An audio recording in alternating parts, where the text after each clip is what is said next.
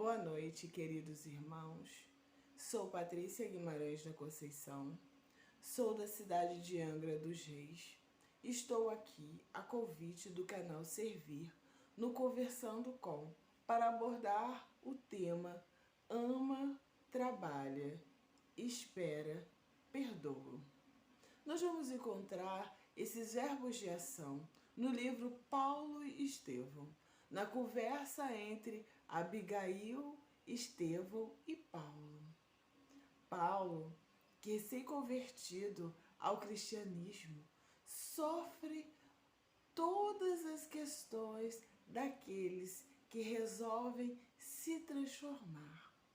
As transformações, elas não são quietantes, elas são muitas das vezes inquietantes, pois elas mexem com as nossas crenças, elas mexem com tudo aquilo que às vezes acreditamos por uma existência, por várias existências. E assim aconteceu com o nosso amado Paulo.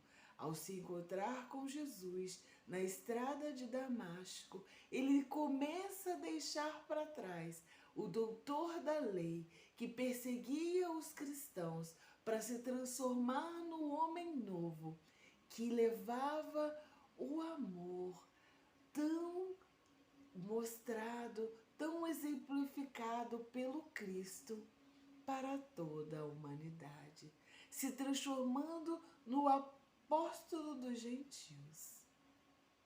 E aí nós vamos ter um encontro que foi extremamente lindo, extremamente produtivo para a nossa reflexão da noite de hoje. Paulo, recém-então convertido, passa 1000 dias no deserto para sua reflexão, para aquietar seu coração. Ele que foi procurar os cristãos, e os cristãos, achando se tratar de certa forma, alguma maneira de os prender, de os enganar, porque até então Saulo de Tarso, era seu algoz, seu perseguidor, porque Paulo defendia as Escrituras, ele fazia aquilo que ele acreditava de todo o seu coração. Paulo ainda vai procurar seus amigos que lhe viram as costas. Vai ao encontro do seu pai, alma querida de seu coração. E seu pai, então, lhe nega, lhe vira as costas, porque para aquele pai, aquele representante de uma família conhecida e poderosa daquela época, seu filho, um doutor da lei respeitadíssimo, de repente, acreditando naquelas ideias tão propagadas por aquele humilde carpinteiro. E seu pai então lhe diz que a partir daquele momento ele não era mais seu filho e jogou-lhe um saco de moedas para que pudesse sair dali e nunca mais procurá-lo. Paulo, então, com a sua cabeça num grande turbilhão, refugia-se numa caverna e lá, cansado, adormece, e em desdobramento e em sonho vai e tem um encontro com Estevão e Abigail. Estevão, que era irmão de Abigail, que foi perseguido por Paulo e que desencarnou, levando para com ele o grande amor, porque ele amava o Cristo e tinha os seus ensinamentos em mais perfeita harmonia com suas ações. E ele não levou rancor, não levou mágoa de Paulo, muito pelo contrário, levou o amor e continuava junto daquele irmão, a intuir-lhe o amor verdadeiro, o amor do Cristo, juntamente com sua irmã Abigail, que houvera sido a noiva amada de Paulo, de Saulo, aquela noiva com qual Saulo sonhava construir uma família. E ambos desencarnaram. E Paulo trazia consigo um certo remorso, uma certa vergonha, que logo tanto Abigail quanto Estevão trataram de demover do coração do nosso irmão. E então Saulo faz alguns questionamentos a Abigail que eu vou ler para então depois conversarmos a respeito. Saulo pergunta a Abigail que fazer para adquirir a compreensão perfeita dos desígnios do Cristo. Abigail então lhe fala: ama, ama, fala de maneira doce, mas de maneira impositiva. Ama. Paulo ainda prossegue e diz: como fazer para que a alma alcançasse tão elevada expressão de esforço com Jesus Cristo? Abigail mais uma vez lhe responde: trabalha. E mais uma objeção é feita por Paulo: que providência tomar contra o desânimo destruidor? E ela lhe diz: espera. E por último, ele ainda pergunta: como conciliar as grandiosas lições do Evangelho com a indiferença dos homens? E ela lhe diz: perdoa. Paulo, com essas perguntas, ele estava lhe falando a respeito de tudo aquilo que ele sentia, a respeito de tudo aquilo por qual ele estava passando naquela transformação. Quando Abigail nos fala, ama, ela não está falando somente para amarmos o nosso próximo, mas para que possamos começar a empreender as modificações que se fazem necessárias, a nossa reforma íntima, porque como nos dizia Jesus, como exemplificava Jesus, ama a Deus sobre todas as coisas, ama ao próximo como a si mesmo. Então, para amar, precisamos nos amar, precisamos amar a Deus, porque o amor é a maior ferramenta que temos para todas as nossas condutas. O amor é o início de tudo. Nós encarnamos aqui neste planeta para aprendermos a amar. Estamos num planeta de provas e expiações, caminhando para regeneração, não é? Para aprendermos a amar. Estamos num instante aonde vemos tantas coisas acontecendo. Nós temos irmãos que bloqueiam irmãos na internet, que por qualquer fala vai lá e destrói a imagem, destrói a pessoa sem ao menos conhecer. Precisamos amar, precisamos nos amar, precisamos nos conhecer para nos modificarmos. Aproveitando este momento também tão oportuno, aonde na terra rememoramos o nascimento do Cristo, que era o amor em pessoa. Cristo, que é o nosso mestre modelo, que no Evangelho ele vem nos mostrando como é que fazemos para amar ao próximo, para sermos, para caminharmos firmemente junto a Deus. Porque quando nós realizamos as leis, né, quando nós colocamos as leis morais em nossas vidas, em nossas ações, e que escutamos as nossas consciências, nós estamos exercitando o amor a nós, o amor ao próximo. Mas Abigail falou, além de amar, nós também devemos trabalhar, porque o amor, ele precisa de trabalho, não é?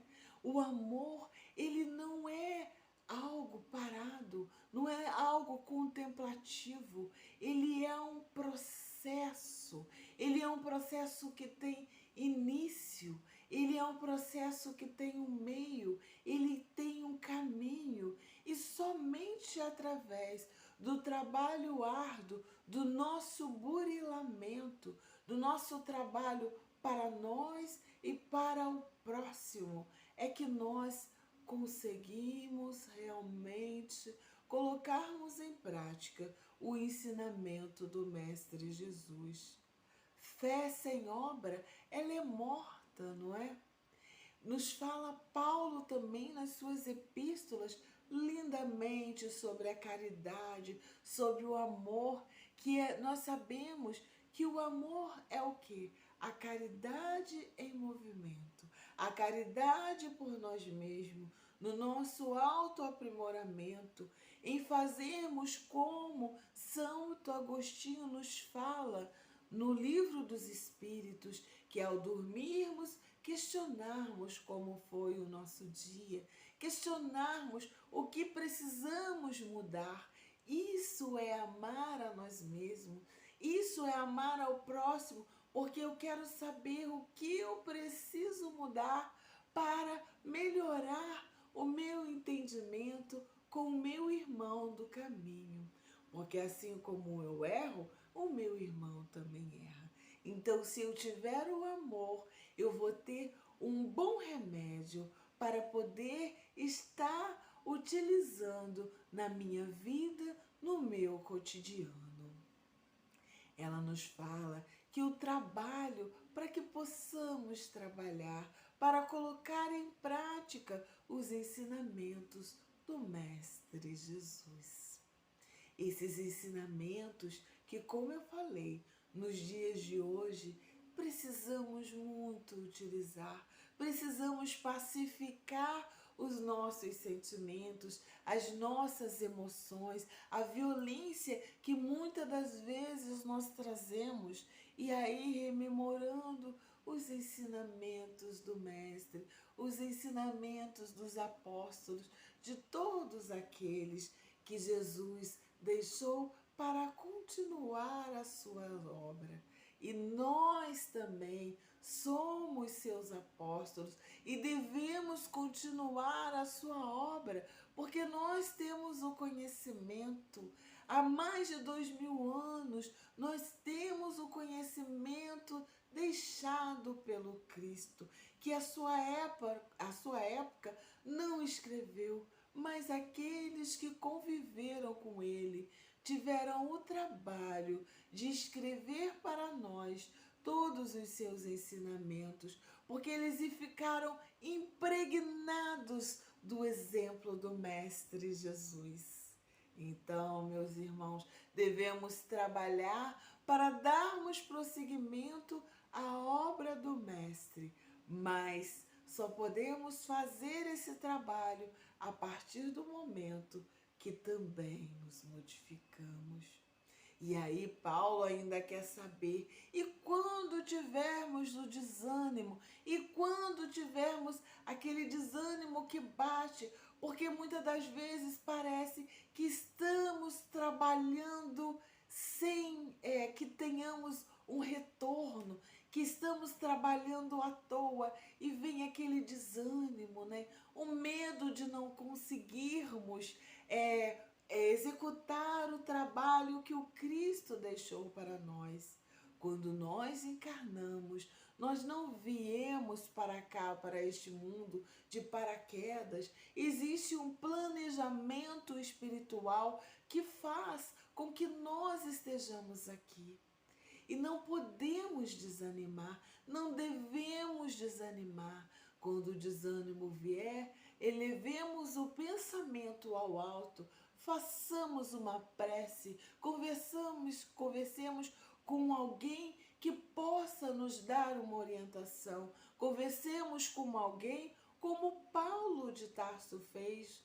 Existem encarnados muitos anjos em nossas vidas que Deus coloca junto de nós para que nos momentos em que comecemos a fraquejar, em que o desânimo bata a nossa porta, nós possamos chegar a esses irmãos e eles possam nos orientar, nos intuir, para que não nos deixemos levar pelas dificuldades. Devemos pensar que na natureza nada dá saltos. Existem as estações. No ano passamos por diversas estações. Um dia é uma volta completa em que a Terra faz em torno de si mesma. E essa volta, para termos o dia, para termos a noite, ela não é rápida, ela é um processo, ela tem o início da manhã e vai passando até chegar ao anoitecer. Não é verdade? As plantas, elas vêm, é colocada semente que muitas das vezes nós não conseguimos nem identificar que planta é aquela que está ali. Mas aquela planta, de acordo com a água que ela recebe, de acordo com a terra que ela está, ela vai num processo de crescimento, de desenvolvimento, até ela alcançar o seu esplendor. Nós ficamos no ventre materno durante 9 meses. O nosso processo reencarnatório começa lá no plano espiritual. Existe um planejamento e aí é feito todo um processo, né, de ajuste entre a mãe, entre a nossa mãezinha, que vai ficar conosco em seu ventre durante 9 meses. E aí nascemos, e aí passamos pela infância, passamos pela adolescência, passamos pela fase adulta, até chegar à madureza, até chegar à velhice, à terceira idade, onde retornamos para a pátria espiritual. Então espera, porque os processos, eles são contínuos, lentos muitas das vezes. Às vezes eles têm uma celeridade, mas muitas das vezes ele é um processo que tem início, meio e fim. Então não desistamos.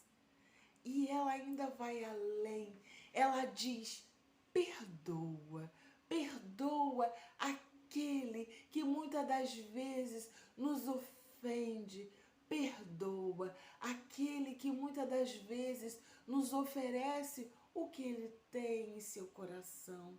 E ele também, ele como nós, ele está no mesmo barco, ele está no barco de aprendizado, não é mesmo, meus irmãos? Então, aprendamos a perdoar para que nós não fiquemos doentes, a perdoar aquele irmão que está do nosso lado, como um familiar difícil, como um patrão difícil, como aquela pessoa que encontramos na rua e que nos injuria de alguma forma. Aprendamos a perdoar. Aprendamos a perdoar, como exemplo que eu sempre digo, né, da mulher adúltera que lhe é levada até Jesus para que possa ser cumprida o que dizia na época, que a lei dizia que deveria de ser feito, que a mulher que fosse pega em adultério, que ela seria apedrejada. Então levam aquela mulher até Jesus para que ele diga o que fazer com aquela mulher, o testando. Jesus então está abaixado escrevendo. E eles continuam lhe perguntando, né, o que fazer com aquela mulher. Jesus então levanta e diz àqueles homens que ali estão com aquela mulher: aquele que não tiver pecado, que atire a primeira pedra. E naquele instante, aquelas almas que ali estavam viram passar por suas mentes toda uma vida, toda uma história, e viram e perceberam com aquelas palavras, fizeram uma reflexão profunda e a um deixaram suas pedras e se foram. Jesus então pergunta à mulher, mulher, aonde estão seus acusadores? E ela lhe diz: não sei, Senhor. E ele então diz: vá e não peques mais. Então, é a questão do quê? Do perdoar, porque todos nós erramos. Nenhum de nós é santo, meus irmãos. Nós devemos ver no outro, muitas das vezes, na ação dele, uma ação nossa e usarmos do perdão. O perdão, ele é libertador.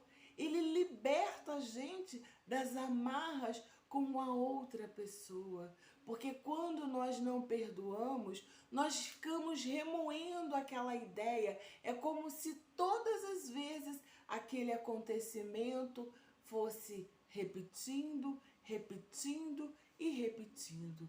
E aí vem as doenças, e aí vem os conflitos existenciais. Então, que possamos perdoar. Quando falamos em perdoar, não é procurar ao outro, abraçar, beijar, é não desejar-lhe mal, é sermos capazes de até realizarmos prece pelaquele nosso irmão.